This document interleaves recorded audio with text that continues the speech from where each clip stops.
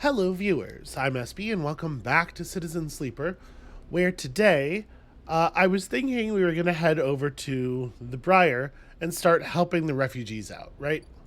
This is a subject of considerable focus for us, and I kind of thought I was leading us into a place where this would be our only immediately pressing concern.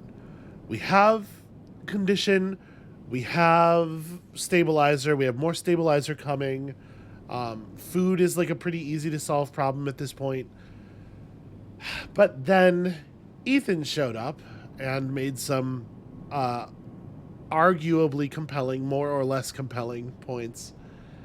And now I am concerned. Let's go to the compressor and see what's up with Ethan. We may still go ahead and do this, but I don't remember how we resolved the Ethan problem on our first playthrough. I want to say I think I actually managed to get my tracking device disabled, and that was how we closed that out. Because I don't remember ever actually working on behalf of Ethan. But I'm wondering if this version of the character, who is like, for whom trying to solve this problem with another person via the means of another person makes the most sense. Like, this is definitely more of a direct engager than a hider, which is not true of our last character.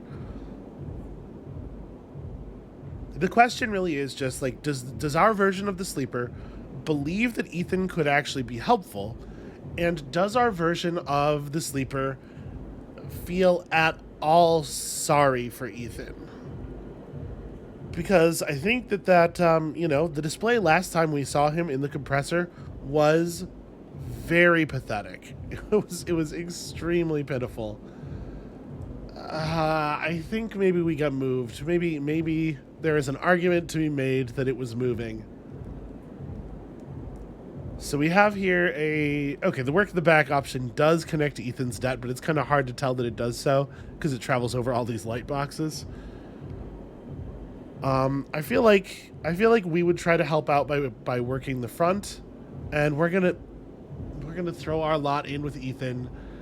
The sleeper wants to believe. Our sleeper wants to believe that there's a version of this where a person can be motivated by the deeds we perform on their behalf to be a better person. We want to believe we can have that kind of effect on someone. Maybe we need to believe. Because this place is pretty grim overall, and if I don't believe something like that, how am I going to keep on going here? Yeah, I think that's justification enough to convince me, at least. I don't know if y'all find it convincing. So let's go ahead and work the front on Ethan's behalf a little bit. Working the door, taking deliveries, staffing the bar. Front work at the compressor is a cocktail of shouted orders, alcohol, and violence. Things that our character is clearly not, super uncomfortable with, right? You and Ethan get put on the bar for a quiet shift and have pleasant conversation with a customer. Turns out they're a friend of the owner. Okay. Friend here could mean a lot of things, given that, we're talking about local gangsters. I'm going to throw the 4 at this as well. I'm kind of curious. Remember, on danger tasks, neutral outcomes can sometimes hurt. I'm sort of curious what it is. Okay, -2 energy, +1 debt, but then Thrill Seeker gave us back 1 energy after we got emptied out, so that's interesting. I think we definitely don't want to see the negative here. The drink order comes in minutes after you do, and you spend the time lifting huge boxes into the back. Exhausting. Yeah, okay, that's a bummer. But the rate at which we were filling that, we only have to roll a few good dice. Did we have is this the clock I'm looking for? Okay, so Maywick's on the way, but we're talking about a distant problem. We have enough time to help Ethan out and figure out that whole situation, I think. Let's go ahead and give over these mushrooms and see what we can do. See what we can do about helping out these refugees.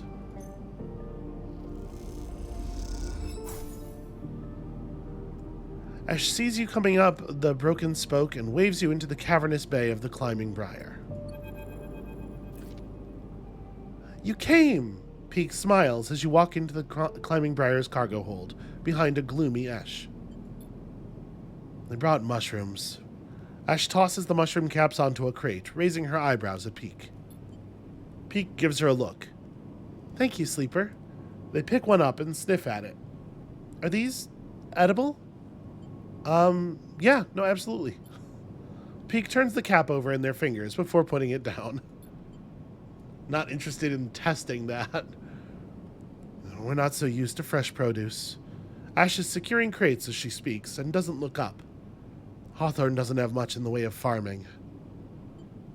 Well, they're a little bit of an acquired taste, I will warn you. We could go ask Emphas how to cook them. Well, I'm sure the refugees will acquire it. Ash wipes her hands off on a rag. Most of them are from Ember's moons, so they're used to eating green and growing things. Not like us XPR roughnecks. XPR? Is this an interrogation? She glares.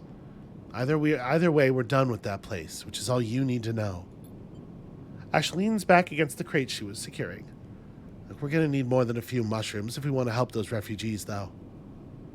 Well, what do they need? Food, water, components, a whole lot of things. Ash stands and walks over to the mushrooms you brought, placing them into a small container with care. And the problem isn't just getting supplies, it's getting them through to the ships. Well, can't you just fly around? And get the Briar seized for breaching quarantine. No thanks, she laughs. And we were lucky we got here before the cordon was set up. That's the only reason we're on this side. Hey, why is there a quarantine? Peak jumps in. The Eye has a closed-loop life support system, just like any orbital installation. Any unfamiliar illness or significantly increased strain on life support could cause a cascading collapse in its systems. Ash scoffs. Are we making excuses for the bureaucrats now? Peak turns. We are being realistic, Ash. But these people aren't an increased strain. They're living people. Ash stares at you. Even calling them refugees is just a way of turning a lot of scared, desperate people into a single monolithic group. Ash slides the container full of mushrooms into one of the cargo hold's racks.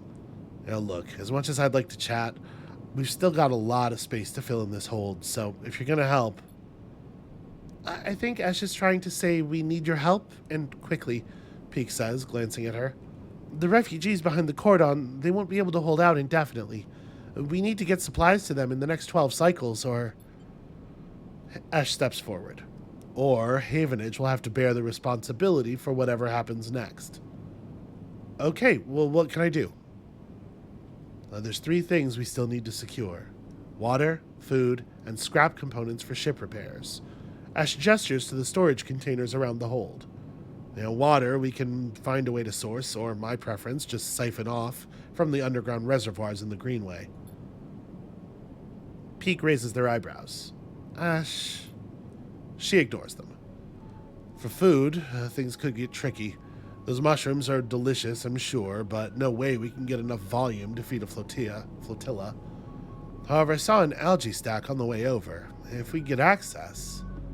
No more stealing, Ash, Peak sighs. Look, I didn't say steal. She stares at them indignantly. If we can get access, we can work the stack, harvest some algae for the flotilla. Those stacks churn out vast quantities in short timescales.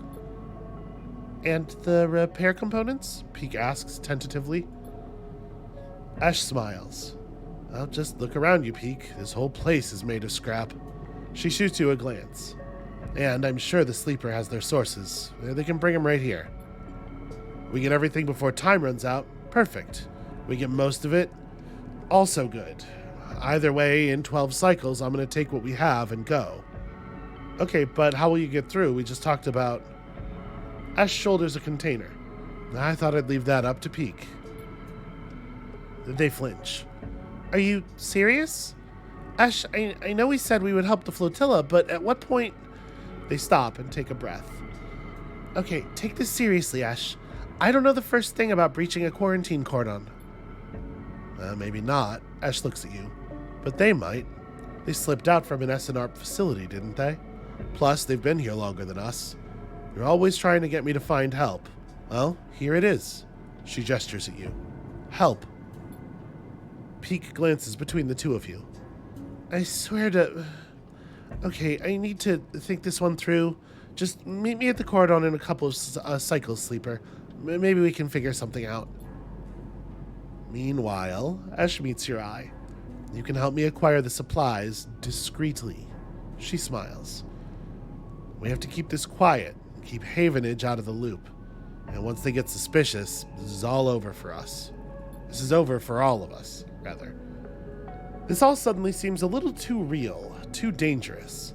You've only just found your feet on the eye. This is not a time for causing trouble. And you come find us. We'll be out there trying to pull this all together. Ash goes to the back of the hold to start packing another container. Peek, come help me. Peek glances back at her. Sleeper, look, we didn't choose this either. They lower their voice.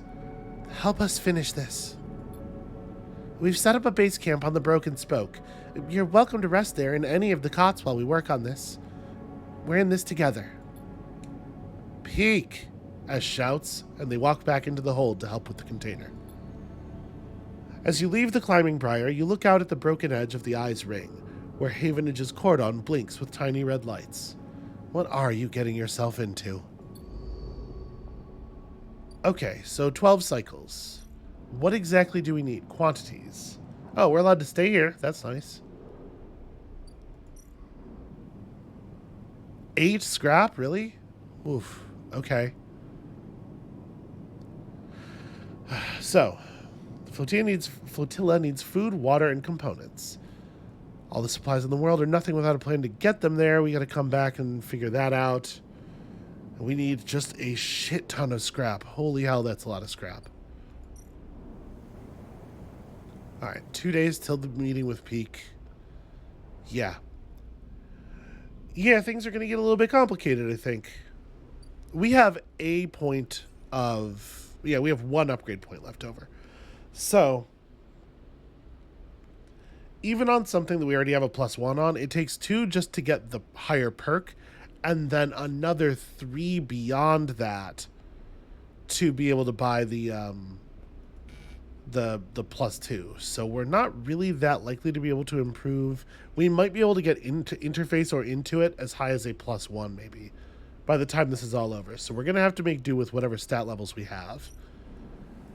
Alright, so this is the algae stack. The algae stack is controlled by a small collective of farmers. If you want to use it, you'll need to persuade them. This is work that we're pretty good at. Much to Esh's frustration, you'll have to pay or talk your way into using the stack to farm food for the refugees. I think we can do this. Down here we have the water reservoir, monitored by a web of sensors. Hacking them will reduce the alert level of the system and keep you from getting locked out, and it's a safe task. Siphoning water is a little on the tricky side, but it is at least an engineering task. The only way for Esh to get enough water together is to siphon it directly from the station's reservoirs. Havenage will not be pleased. Alright, tanks and tanks of water. And we need to avoid locking the place down accidentally, and I'm pretty sure... Yeah, we're not going to be able to interact directly with the systems over here because the Greenway is gated by this cipher lock until we can figure out a way through that. That I remember from the first playthrough. Okay, so we're going to want to bring in some, like, pretty decent dice here. At least 4s. But I think we can put these 3s to use right here.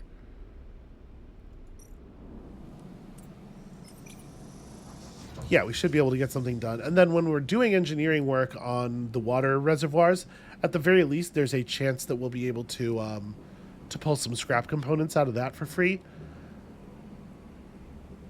Okay, hold on. On the topic of getting scrap, we can pull scrap off of those supply freighters if they're in the dock. And the scrap freighter did just arrive. They'll pay a wage so we can buy some scrap here. If we want to... I wish I had more money. They would sell us as much as 3 scrap while the freighter is here, and they're here for 3 days. It's not too hard to,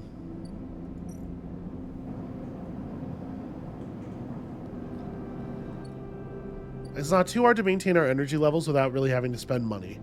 I mean, we have to spend a die, which is the same. Maybe what I need to do is spend some money earning some scrap here, or earning the money to buy some scrap here.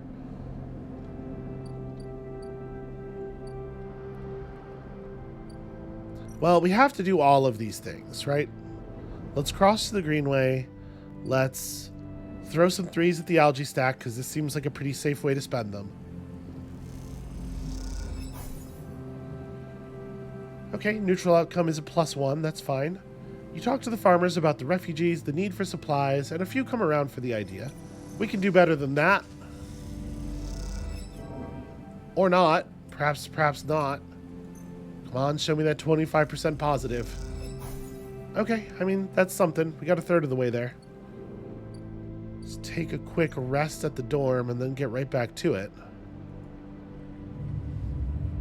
We got plenty of time on this Maywick thing. I'm not going to stress about Maywick until we are done dealing with this situation. And a couple of 6s I'm like very, very happy about. Let's throw, for sure the 5 goes in here. Securing water is going to be really important. Hopefully we can get lucky and pull a piece of scrap as well.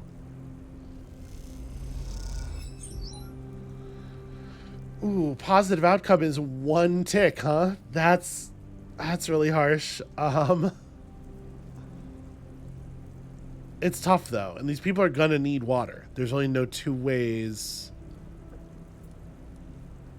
Yeah, shit. All right.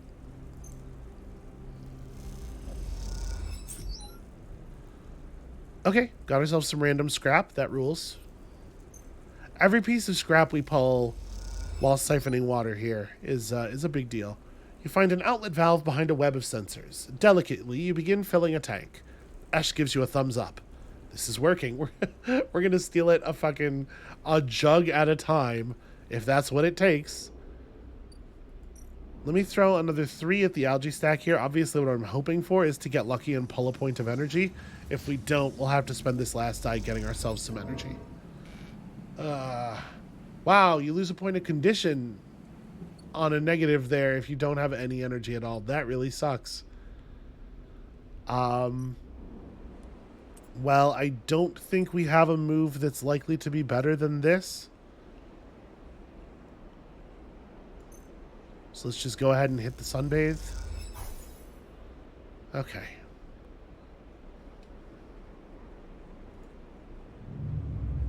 Getting pretty lucky with our die rolls so far. It is a shame that we're back down to 4. Oh, what is this? As you leave, you find a note pinned on the outside of the door. It reads, Sleeper, there's something you need to see. Meet me at the cordon as soon as you can. Just keep heading around the ring until you hit the flotilla. I'll be waiting. Peek. Oh, right. We needed to see. I knew this already. You pocket the note and glance around the corridor. Looks like you're doing this. Time to make a plan. Yeah, we should figure out what the plan is before we go spending the, any of our dice for today. But I'm pretty happy about the amount of engineering work I think we're going to get done. Sleeper. Peek catches your attention from the shadowy corner they were leaning against. Any trouble getting up here? No, not really. Okay, good to hear. Come take a look at this. They beckon you over to a nearby window, which looks across the ruined ring to the blinking red lights of the Havenage cordon. The cordon's temporary structures, a net of metal struts meant to detect and dissuade any ships from entering or leaving the flotilla, jut out into the black. And, all around, the tugs flit, securing them in place and tending to the red blinking drones that demark the quarantine. It's an impressive and worrying sight. What do you think? Peek interrupts your thoughts. How would you get through? Honestly, what we would do is just go for it hard and fast, probably. Head down, shoulders forward. Peak raises an eyebrow. Not exactly what I was expecting, as that would surely end up with the Briar being quarantined. But it would get us through. Peak squints at the red lights. Better save for a plan B, I think. Peak turns away from the window and rubs their forehead. Ash has really wrapped us up in something here, hasn't she? The question is spoken under their breath, and they don't seem to expect an answer. The silence grows. Well, are there other options? If you've got them, I'm happy to hear them, Peak smiles. The way I see it, there are 3 parts to making it through that cordon. They gesture out the window at the strange structure. Deception, distraction, and speed. We'll need all of them for a clean passage through.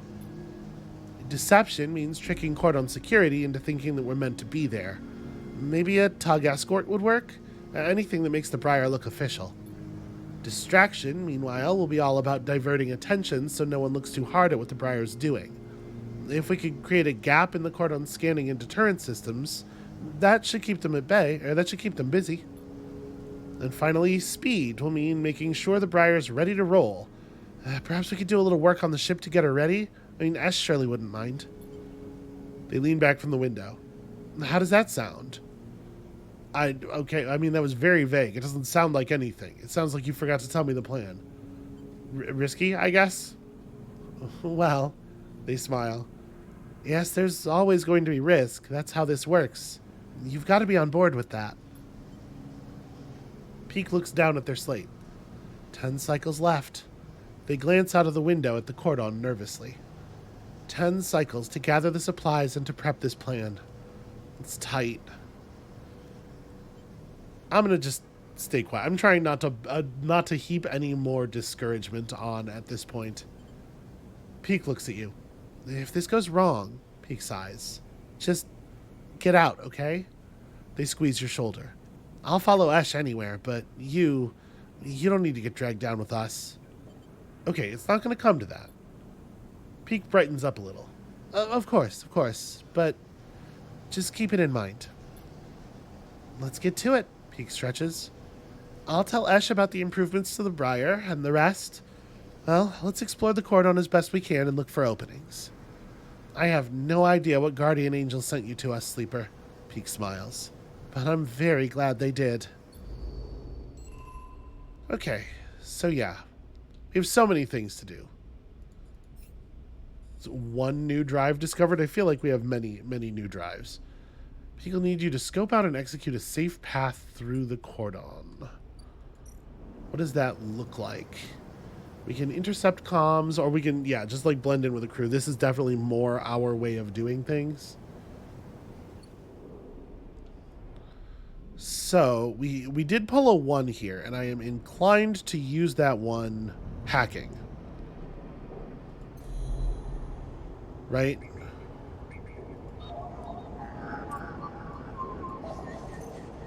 So this secures us another vial of stabilizer. Hey, Caster, buddy, guess what?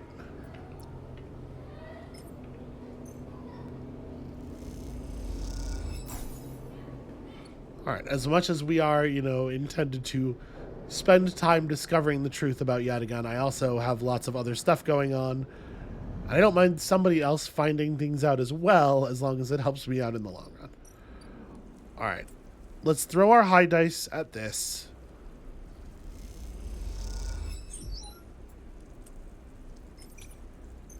This eats a lot of power.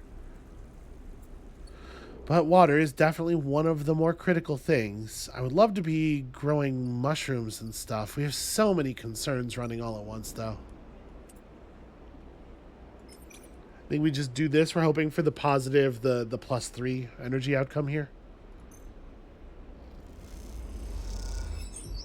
Okay. With any luck, that means we don't have to devote a die tomorrow.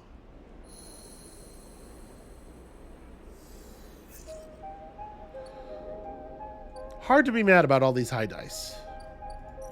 Let's go back to the reservoir, siphon some more water, fingers crossed for another scrap.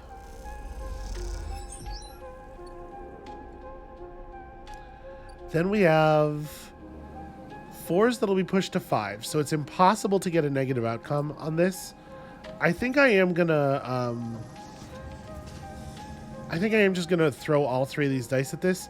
There's a reasonable chance that we'll be able to finish negotiating access to the algae stack with this roll right here. And then we can worry about everything else later. And who knows, maybe we'll get lucky enough to pull Thrill Seeker twice and get another day of rest out of it. Okay, the neutral, and show me Thrill Seeker. Well, alright. It's not too bad.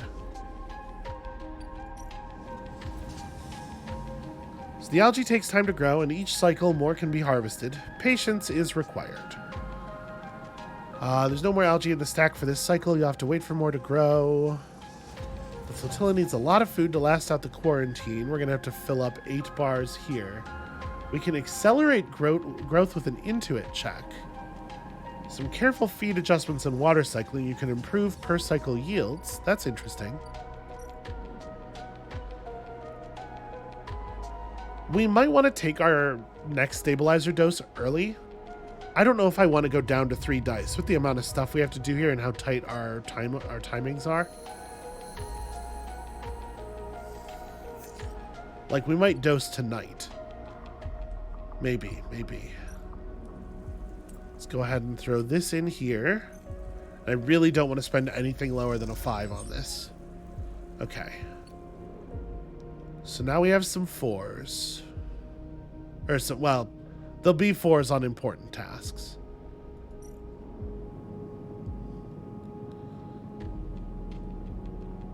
So, food, water, components. I'm assuming this will fill up, like, each one of the things will fill 1 space on the clock. What do we need to do at the cordon? Blend in with a crew. I mean, we could do this off 3s. We could throw a couple of 3s at this. One thing about being a sleeper is people always assume you're working, so blending in with the tug crews shouldn't be too tough. It probably won't actually be terribly costful to hit the negative here. I mean, it could be. It could be costly. Did I say costful? You know what I mean.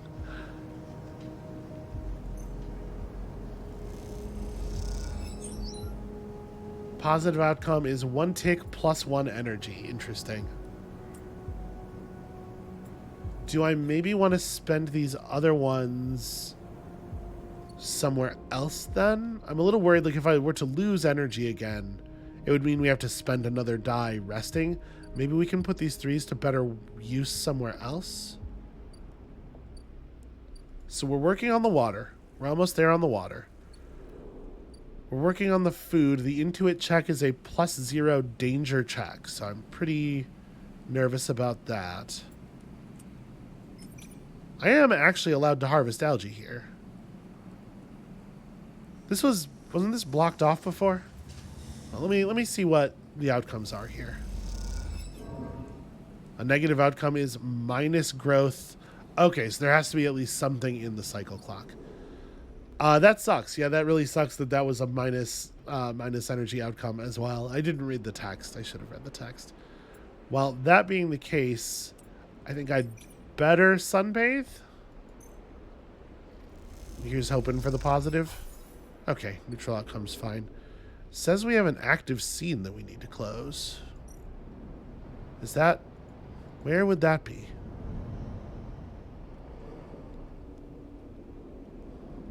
Oh, Feng. Or no, Tala. That's right, Tala. Yeah, the thing... the still is finished. Tala comes to you one shift when the bar is empty, tapping you on the shoulder as you clean the bar. It's ready. She's grinning from ear to ear. The girl? Obviously. She grabs you by the arm before you can ask anything else and drags you into the back room. The smell hits you immediately when you enter, a cocktail of rich fermentation and chemical sharpness.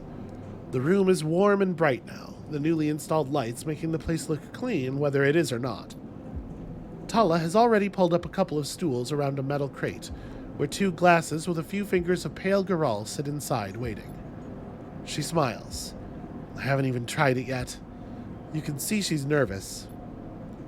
You both sit at the makeshift table, the slight strangeness of the situation making you both jumpy. Tala hands you a glass. Cheers, she says solemnly and knocks the glass back. You do the same.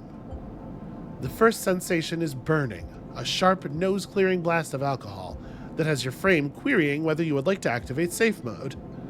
You gulp the drink back, and it is only then, behind the burn, that you taste the earthy tones of the mushrooms, the wood and the soil left behind like sediment, barely there. That's strong? Tala nods vigorously. Oof, that was heavy. As promised, though. You think? She swirls the glass and puts it down. Wait, I have an idea. Tala grabs a metal bottle from the newly installed work surface and adds a few drops of water into the girl. Try again? This time, the burn is a warming glow, harsh but fading off, and the woodiness less heavy. You taste something floral in among the marshy decay, something fresh and bright that you never expected to find. Both you and Tala meet eyes. It's really good, right? It is definitely better. She nods and takes another sip. Damn good. Tala pours out some more Caral and then adds some more water, the actions already taking on the quality of a ritual. You both drink. Tala tucks her feet up beneath her on the stool, folding her legs. She looks down into her glass and swirls the liquid thoughtfully. You know, it's growing on me. Tala laughs. Go steady. We need to save some for serving in the bar. She smiles. Thanks for the backup. You clink your glasses together. Tala looks up at nothing in particular. My father opened this place, you know, she says out of nowhere, a thought suddenly becoming words. It was his attempt at making a life for us, for my family, when we got to the Eye. You were refugees? From Sinza, yeah. It's one of Ember's lesser moons. She takes a drink. I don't remember much. I was only tiny when we came. I was just thinking about something my father told me. When he first set this place up, he wanted to call it the Bantayan, but he was afraid it'd scare off the customers, so he kinda translated it. Hence, the Overlook. And these past few cycles, when I've been in here, I've been thinking I should rename the place. She looks at you. The Bantayan. What do you think? What does it mean seems like a strange question to ask, given this.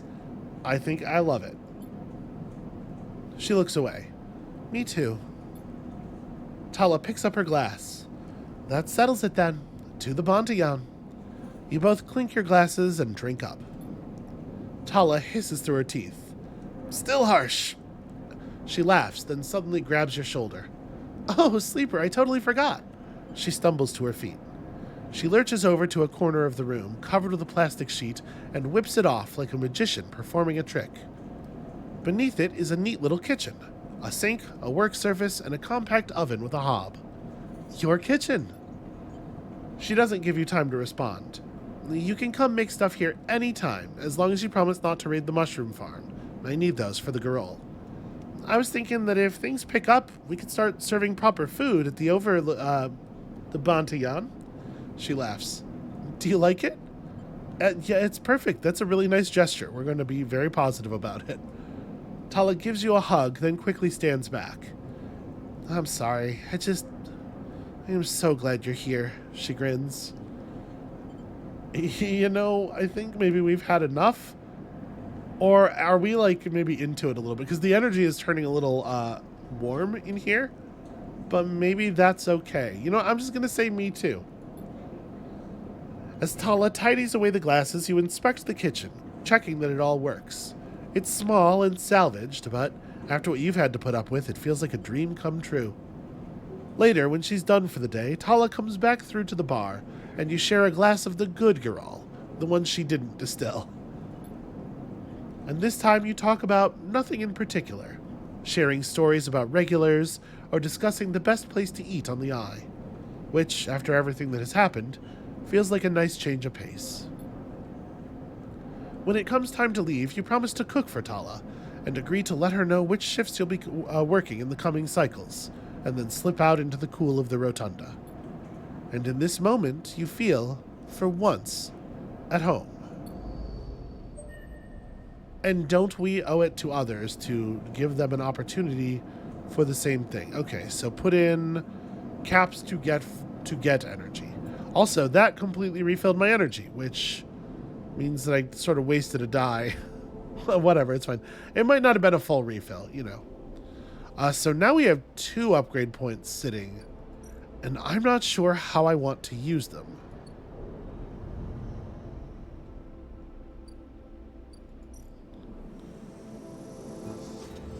There's a lot of enduring and engaging that we're up to right now.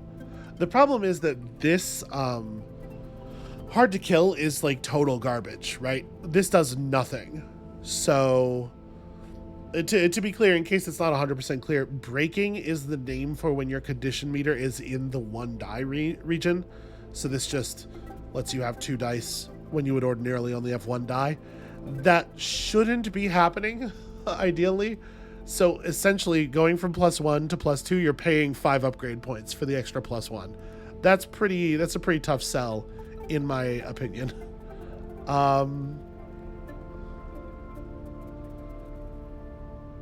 We could, I suppose, since we have Obsessive Haggler already, we could just hold for the +2 engage. Maybe that's the thing. Maybe we hold 1 die for the +2 on the engage. Okay. So we're only like a quarter of the way through the Climbing Briar timer. We're going to have to spend 5 more dice on this. We're going to have to spend more dice gathering food at the algae stack.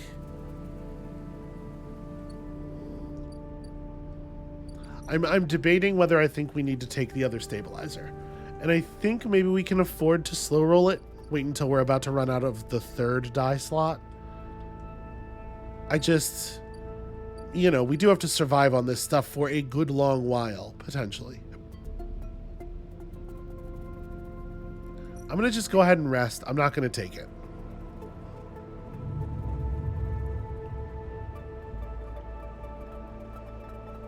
It's a little scary.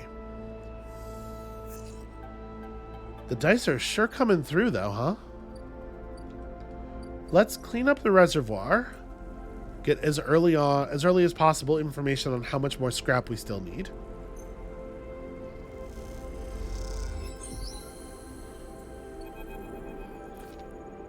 Tucked into a service corridor deep below the reservoir, Ash is double-checking the seals on the water tanks loaded onto the motorized trolley. Though you're far enough away from any thoroughfares not to worry about being overheard, you both still speak in hushed tones. Alright, how will you get these to the Briar? Ash glances back at you. We'll trolley these up to a bay further along, and then we'll bring in the Briar for a quick and quiet collection. Speaking of quiet, she gives you a look and then looks pointedly back down the corridor toward the reservoir before hitting the ignition on the trolley to start it moving. You take the other side of the trolley and walk it up the wide service corridor, with its flickering lights and Solheim detritus. You doubt that it gets used by Havenage, but at least that's the hope.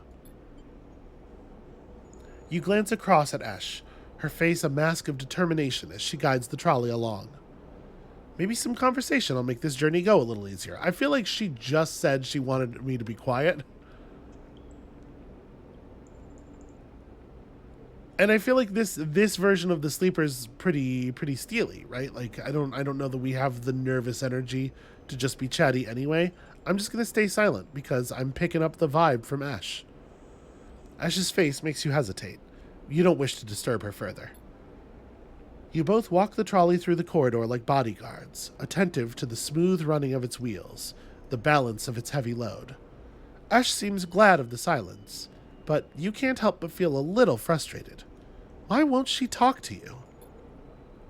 You both reach a wide bulkhead doorway and have to stop to shimmy the trolley over the edge. When you're done, Ash turns to you. All right, I'm good from here. Head back. And with that, she's gone, moving off into the dark tunnel ahead. You watch her go and then turn around and walk the distance back to the staircase you entered from, the tunnel humming around you as you do. As you walk, you try to piece together Ash's past, But all you have are glimpses of a person she once was, and she seems to prefer it that way. It does feel like maybe we shouldn't be prying, given how much she obviously prefers it that way. Alright, let's go throw a 6 at the algae stack. We're going to get some of this food. Alright, and now that we have completed our engineering actions that are relevant to the task, we know exactly how much scrap we still need to pull in other ways. There are other places we can get scrap, of course.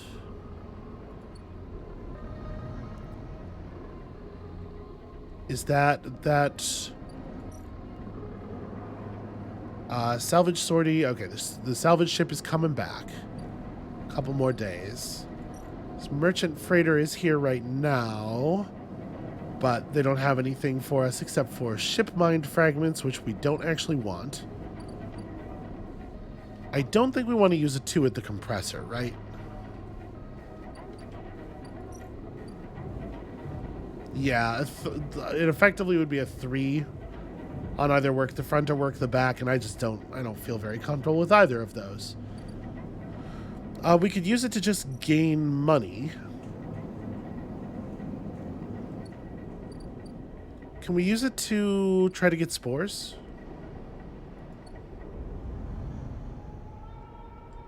Is this a reasonable thing to do?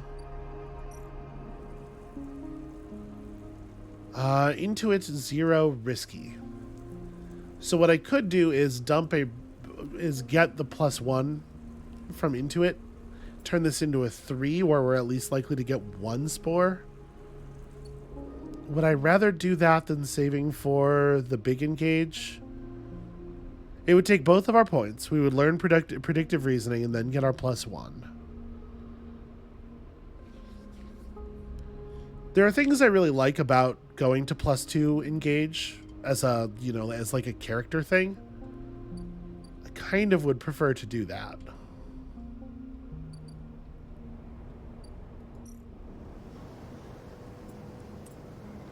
I'm gonna throw the 2 at this as a 3, I think. And we are going to hold on to our points. Okay, positive outcome. That was lucky.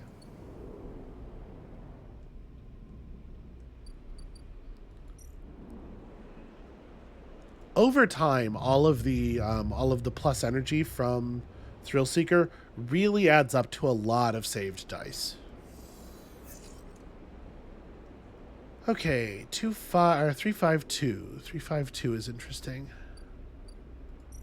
So let's hit the algae stack with the 5.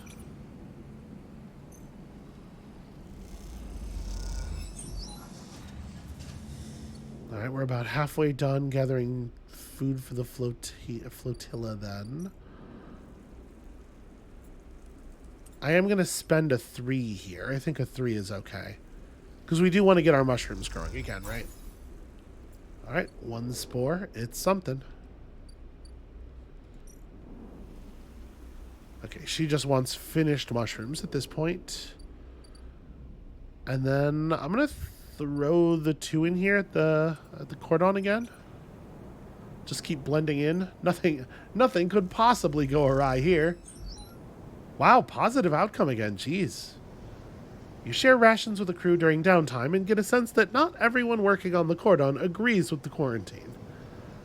Well, this is how we begin making our inroads, right? Find those little openings that we can stick a social crowbar into.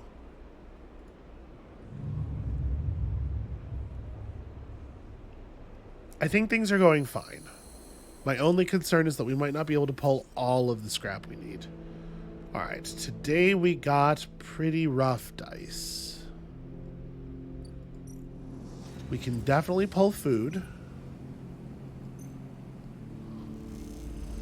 Just come back every day and translate 1, 5, or 6 into a bunch of food for the flotilla.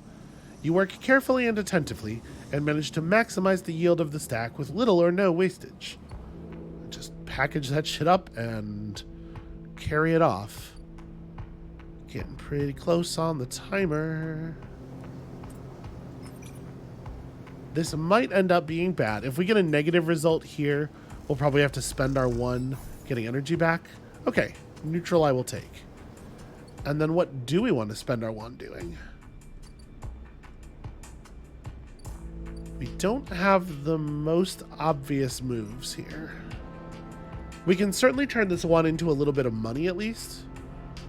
Like making noodles or whatever. And we do need to buy scrap. Is there another way to get scrap? I don't know that there is.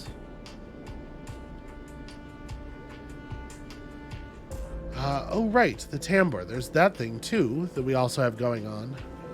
Do I have access to, like, a... No, I do not have access to a safe engineering task where we could try to,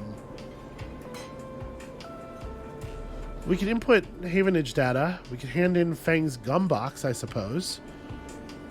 I probably should do that. We should probably figure out what Fang's up to. Yeah, I guess let's do that before we do anything else. I totally forgot about the tambour. There's a lot going on, you know?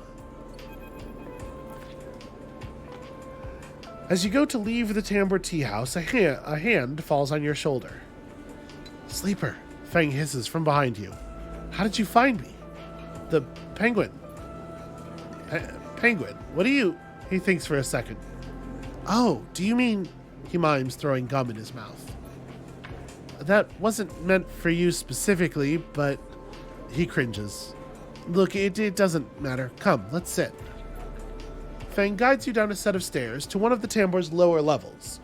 The tea house is stacked with curved mezzanines, all connected by a central atrium. The levels are filled with makeshift booths and bars, and conversation bounces busily off the metal walls. Fang sees you looking around. This place used to be a fuel tanker's main drum, hence the name. The tea house part's a bit of a misnomer, though. You get anything the eye offers from this place, but real tea isn't exactly readily available. He picks a booth, itself fashioned from some old salvage tank or container, lined with spongy insulation foam, and collapses into it. He looks around furtively. I don't suppose you've seen any Havenage types. They don't usually come out this far. Just you. Not anymore, I'm afraid. Suspended without appeal. Turns out Hardin has someone's ear. He grins. Doesn't bother me, though. Shows we hit a nerve back there. He picks a scrappy, hand-scrawled menu from the table and tosses it over. So what are you drinking? Dude, what's the plan? Plan, he waves his hand. Let's order first.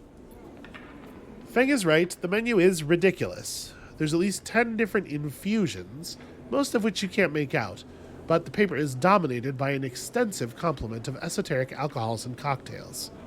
Black tea is listed without a price as a seasonal specialty. So, you ran into Hardin. Was he pissed? Feng doesn't wait for an answer. That snake is so self-righteous, he might actually believe that Erlen would approve of his meritocratic bullshit. He taps on the table. If Havenage was like it should be, like it was founded to be, they would have shouted him down at any council meeting he dared to mention true citizens. He sighs. But I guess his kind run the place now. A young woman with a vine tattoo snaking up her arm turns up at the booth, slate in hand. Your order? You skim the menu, your eyes glazing over. Time to pick something. You know what I like? Mushroom liquor. Feng taps the table to order the same. And you... She begins, looking to Feng, but when she sees him, she suddenly stops. What the... Feng shrinks a little. You are supposed to be working! This is your shift! He grins sheepishly. I'm gonna, stay out of that. It seems like not my business. Look, Jenna, let's just say this is my break. My friend here has been through a lot. Jenna looks between the two of you. I'm going to wave sheepishly. Feng doesn't look pleased. 2 minutes, says Jenna, pointing at Feng, and only because I don't want to get dragged into whatever this is. She gestures at the table and then walks off. What? Feng stretches out in the booth. You know how it is. We all have to eat. Plus, he leans in. This is the best place around here to find a person you might be looking for. Sorry, what? Feng sighs. You remember that web of connections that Hardin pinged the moment we confronted him? Those are his collaborators. And if we want to understand what a Solheim executive might be getting up to on the Eye, those are the people we have to find. Fang is almost whispering now. There's a couple of them I suspect are in the low end. And, well, almost everyone in the low end comes through this place at one time or another. He brings a modified slate out onto the table. And I've set this up so when anyone with the network signature I'm looking for comes into close proximity, it'll mark them. Once they're marked, we can break through their access protocols and get at the good stuff inside. We just have to find them first, hence me moonlighting as a waiter. Suddenly, a smile grows across his face. Wait, I have an idea. What? Distrustfully. Look, I can't cover enough of the low end on my own, and so far I've had no matches in this place. But with two of us, we can cover more ground. Okay, how? Well, Fang has a hangdog look. We need to get you out and about in the low end, in close proximity to as many people and residences as possible. And it turns out my friend Mingi needs some help with deliveries. Mingi as in the Mingi Express? Oh, you already know him. Perfect. Fang places a tiny receiver on the table. This connects to my slate and runs the same marking protocol if you get near any of our targets. So all you have to do is take some delivery shifts for old Mingi, and soon enough we'll have the place covered. Fang, don't give me that. You think I like working here? And I thought you could use the tips. He grins. We are in this together, right? Man, I don't know. Are we? Yes. You think Hardin's happy to have you wandering around the place? He might have let you wander off for now, but I'm sure he has his eye on you. This is on you, too. Alright, I'm not too happy about that. I did not choose for this to be on me, too. Fang slips his slate back under his clothes. Just head on up to the Mingi Express, take a delivery shift, and we'll see what shakes up. You manage to find anyone and extract any data, you bring it right down here to me. They have me on double shifts, so I shouldn't be hard to find. Jenna walks past, carrying a tray of drinks, and sharply catches Fang's eye. I don't think she's bringing your drink. He stands. I think it's time we called this meeting to a close. You grab the receiver from the table and slip it into a pocket. See you soon, sleeper. Stay safe, Fang adds, before turning and walking off toward the bar, whistling as he does. Okay, cool. More problems. You know what? We're just going to ignore Fang and his brilliant plan. So what we need right now is just ways to earn money, but also we need to pull 2 more scraps somehow else, because we can only buy 3 scrap from this freighter. Here, the scrap allowance. They'll let you buy a few crates, not much more, and that's not going to get us to the 8 we need, and we don't have time to wait for the freighter to leave and come back again. So, I mean, they said it wouldn't be a big deal if we couldn't get it all. We could take on this engineering task. Obviously, I don't want to do it with a 2 if it's risky. But there's at least a chance doing that kind of engineering we'll be able to pull random scrap again.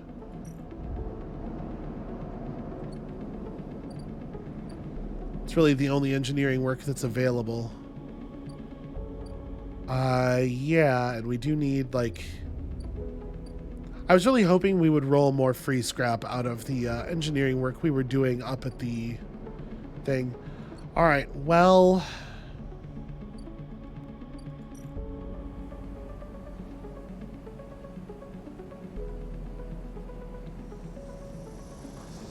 we can throw this one at Work the Stacks. They pay by yield. Maybe we get lucky and we pull a neutral. We can throw it at the Mushroom Groves. I don't know what happens when you get a negative outcome at the Mushroom Groves. I'm sure it just consumes some energy or something, which would be annoying.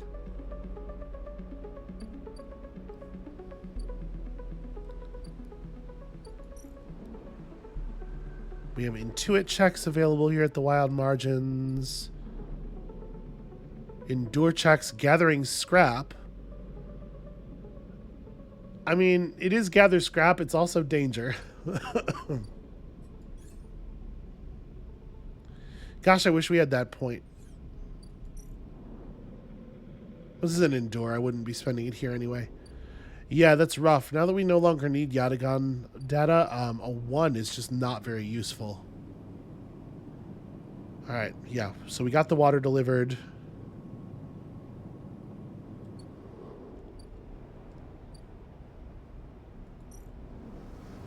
We could throw the 1 at blend in with the crew and just hope.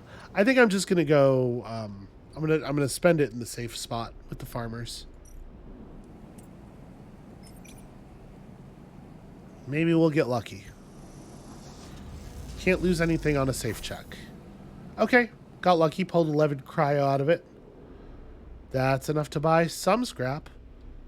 We don't need to buy it right now.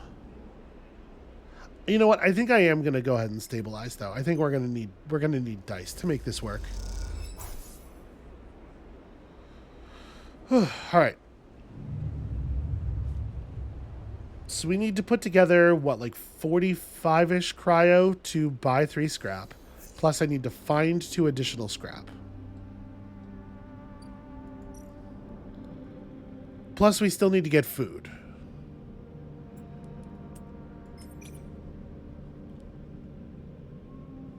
Let me see what this looks like. Can we roll a positive here? Neutral outcome is minus 2 energy. That's pretty brutal.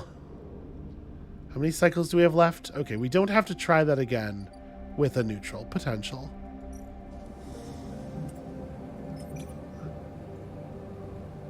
Gosh.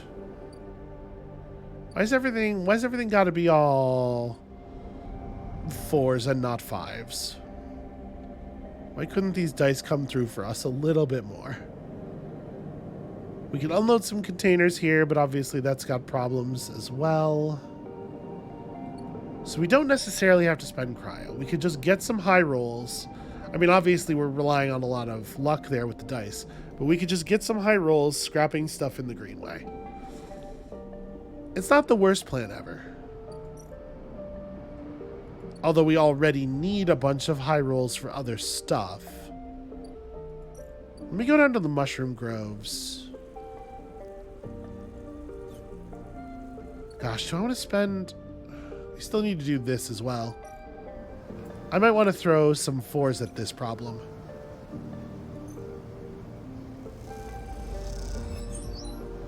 Alright, positive outcome. Very, very good here.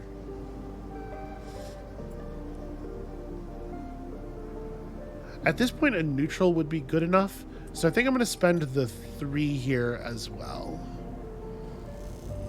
Please don't get the negative. Okay, cool. And we're set for being able to sleep at least. You shadow a crew and get a sense of how the cordon operations are structured and where the data and registries are being kept. And that gives us some interesting new options, apparently. Oh my gosh, there's so much to do. Hold on a second. So...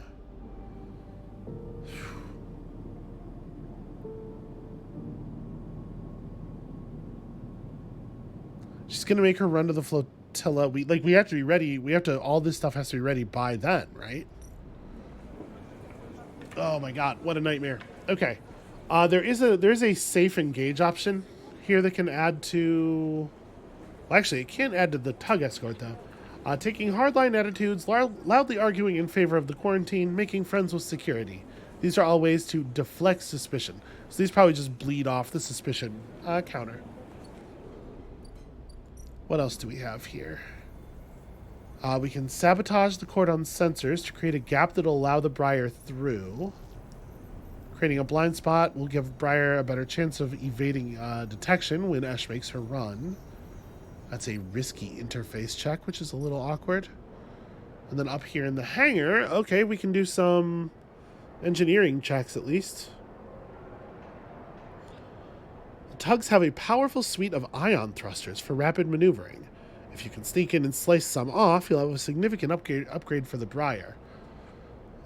It's got to be a danger check, though, right?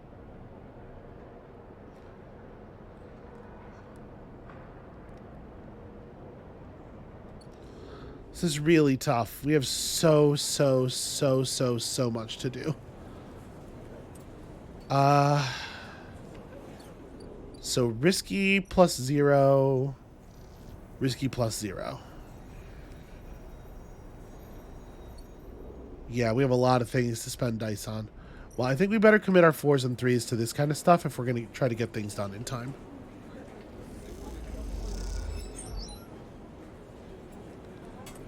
The positive outcome is just 1 point of... Ugh. Ugh. This is grim. How are you supposed to get all this stuff done? Okay, cool. After a tedious and lengthy process of dodging the system's demons, you trip a safety protocol and are booted out with nothing to show for your efforts. Cool, and it did actual condition damage to me. Because that's fair. And definitely how that should be able to go. Well, now we have to go buy food somewhere. I feel like we caught the screw pretty badly on the relative to expected outcomes there. We can't buy food at the Bantayan anymore. We can barter for food. Actually, we can barter for food at the Stacks, right? How expensive is that? Things really turned around on us here. So this is 13. I mean, the odds that that's going to end up being better food, better energy than we get from Memphis are basically 0, right? So let's just go ahead and buy food from Memphis. Because he'll give me, for 12 cryo, he'll give me 3 bars. Plus, I'll become even more of a fungus fan. Yeah, to be perfectly honest with you, like, this is like...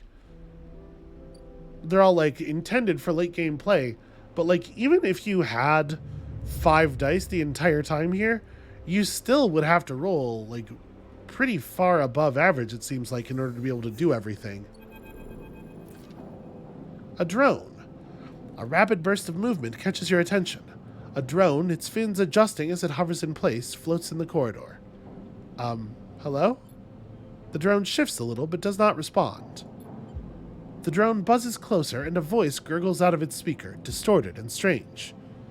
Sleeper, come to the cordon. We need to speak. Sorry, who may I say is speaking to me? The drone clicks and whirs, and the recording starts playing again. Okay, yeah, fair enough. Let's have a look at it at least. You move closer, and the drone bobs away to a safe distance. But as it does, you see the HA of Havenage emblazoned on its side. Could this be Fang's drone, maybe? No, I mean, why would I assume it would be Fang's drone? There's a ton of people who work for Havenage. Satisfied it has delivered its message, the drone rotates and accelerates away as rapidly as it arrived. You stare at it as it disappears from sight, hoping for some insight that escapes you. To the cordon, then, I guess.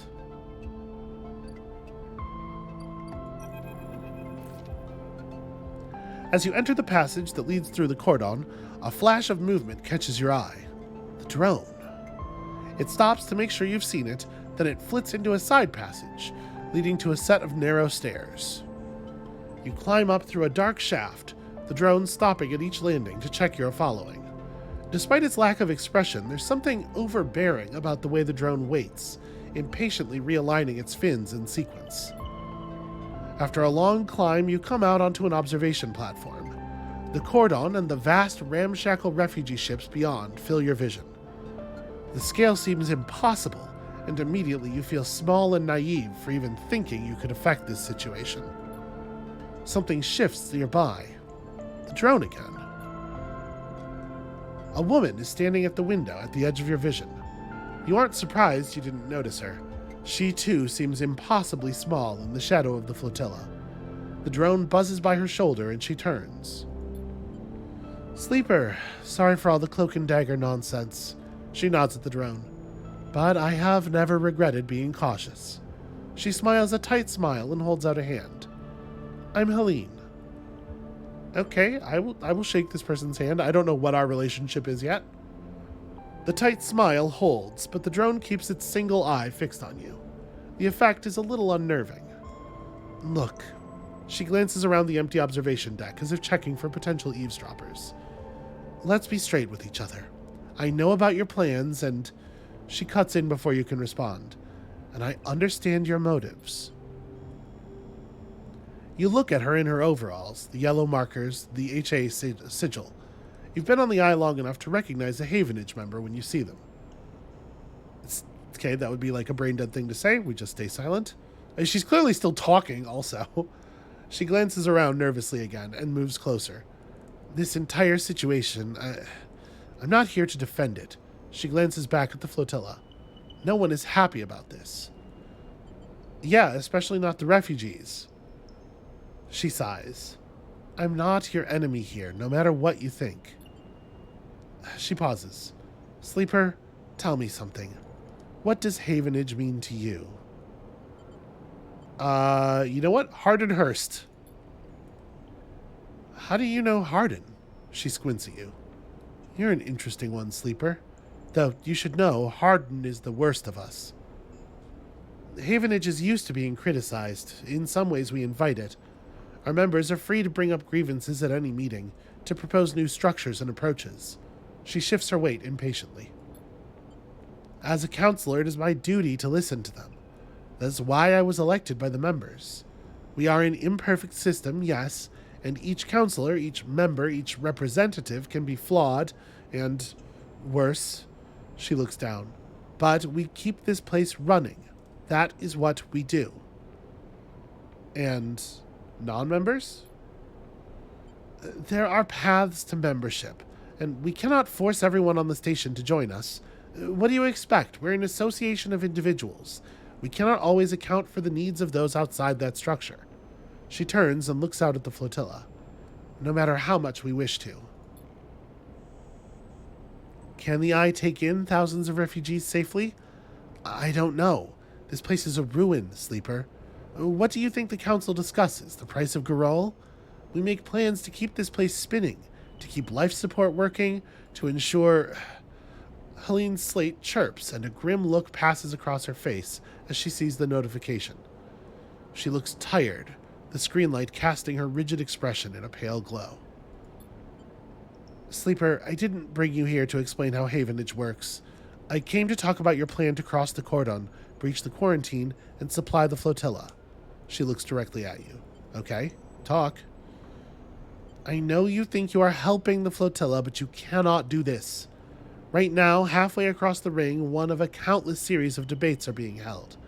These debates are to evaluate the potential harm that could be caused if the refugees of the flotilla are left to enter the station. These debates are at a standstill. Helene walks to the window.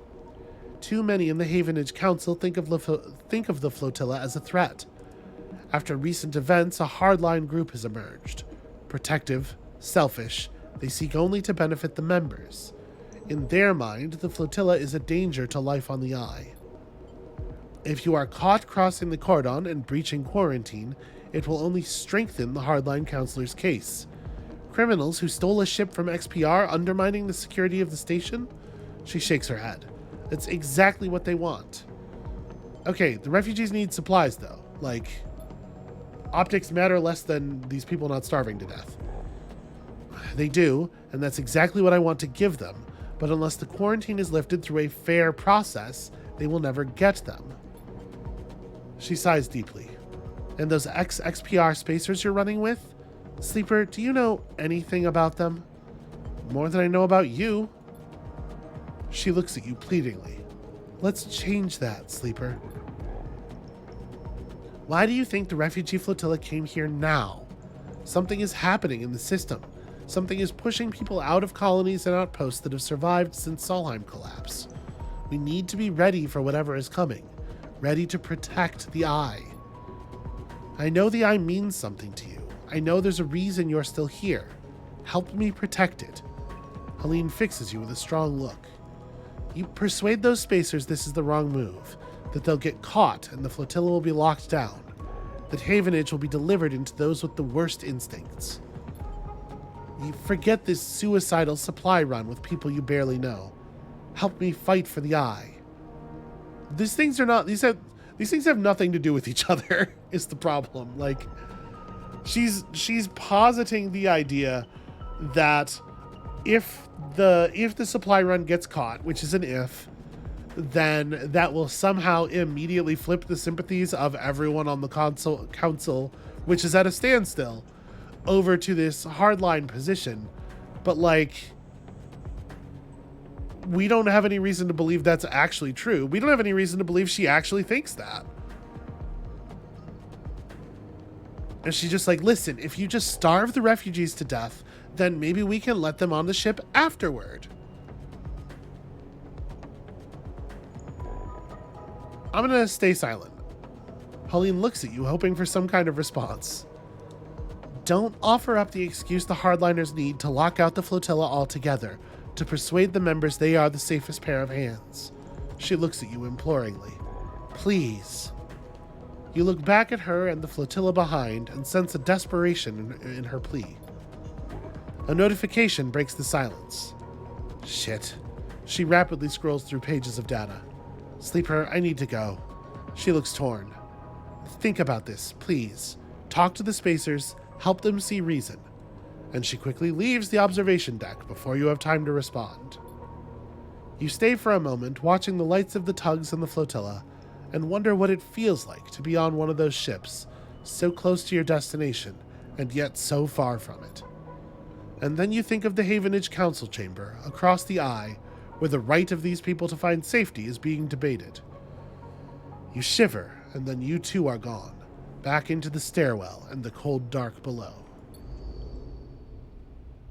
Yeah, I mean, like, that's an incredibly uncompelling case, right? She, like, forgot to give us any reason to believe anything she's saying. Also, like, literally, do we have the ability to... Did the game give us verbs for the things she wanted us to do?